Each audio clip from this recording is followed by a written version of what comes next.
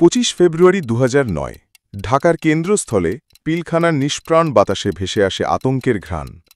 যেখানে শান্তির প্রতীক হওয়ার কথা ছিল বিডিআর সদর দপ্তর, সেখানেই শুরু হয় ইতিহাসের সবচেয়ে ভয়াবহ সামরিক গণহত্যা। অফিসারদের হাতে থাকা মানচিত্র পরিণত হয় রক্তাক্ত মৃতদেহে। দেশের অভ্যন্তরে জন্ম নেয় এক ভয়ঙ্কর শত্রু, যে শত্রু বাইরের নয়, নিজেদের ভেতরেই লুকিয়েছিল। দুদিনের সেই বিভীষিকাময় বিদ্রোহে পৃথিবী হারায় ৫৭ জন সেনা অফিসারকে, আর জাতির হৃদয়ে গেঁথে যায় এক প্রশ্ন: কারা ছিল এই ষড়যন্ত্রের নেপথ্যে? সকাল ৯টা, বিডিআর সদর দপ্তরের দরবার হলে চলছে বাৎসরিক সভা। মঞ্চে উপস্থিত মহাপরিচালক মেজর জেনারেল শাকিল। হঠাৎ ডিএডি তৌহিদ উঠে দাঁড়ালেন, আর তখনই আকাশ ফাটানো গুলির শব্দে কেঁপে উঠল সারা পিলখানা। তৌহিদের নেতৃত্বে বিদ্রোহীরা ঘেরাও করে ফেলে উচ্চপদস্থ সেনা অফিসারদের।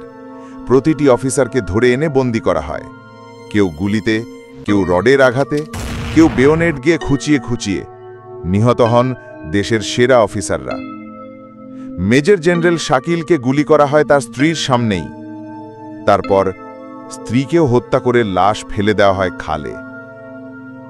শুধু অফিসার নয়, তাদের পরিবারও রক্ষা পায়নি।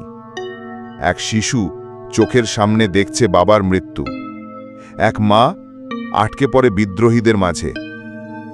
আর তখন ঢাকার বাতাস কাঁপছে মৃত্যুর চিৎকারে। সরকার তখন সদ্য নির্বাচিত।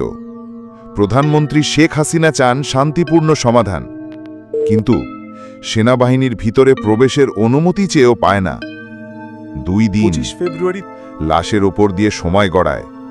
বিদ্রোহীরা গায়েব হয়ে যায়, থেকে যায় শুধু ধোঁয়াশা আর রহস্য। নাইম, বিদ্রোহের পরিকল্পনাকারী বলেই সন্দেহ। সে এখন কোথায়? জীবিত, নাকি তাকে চিরতরে নিশ্চুপ করে ফেলা হয়েছে? আর সাংবাদিক রায়হান, যিনি বিদ্রোহের আগেই পেয়েছিলেন ভয়ানক এক ফোন রেকর্ডিং, তিনি এখন কোথায়? নিরাপদ, নাকি ইতিহাসের আড়ালে হারিয়ে গেছেন? পিলখানায় শুধু মানুষ মরেনি, মরেছে বিশ্বাস, নেতৃত্ব আর বাংলাদেশ সেনাবাহিনীর হৃদয়। এই হত্যাকাণ্ড ছিল শুধু বিদ্রোহ নয়, এটা ছিল একটা জাতিকে ভেতর থেকে ভেঙে ফেলার ভয়াবহ পরিকল্পনা। এখনো অনেক প্রশ্ন রয়ে গেছে অজানা। এখনো উত্তর আসেনি যে কারা ছিল আসল মাস্টারমাইন্ড। বিদ্রোহের নাটক কারা লিখেছিল? কে লাভবান হলো এই গণহত্যায়? আপনার মূল্যবান মতামত আমাদের কমেন্ট বক্সে জানাতে ভুলবেন না। ভিডিওটি ভালো লাগলে একটি লাইক দিন আর সাবস্ক্রাইব করুন।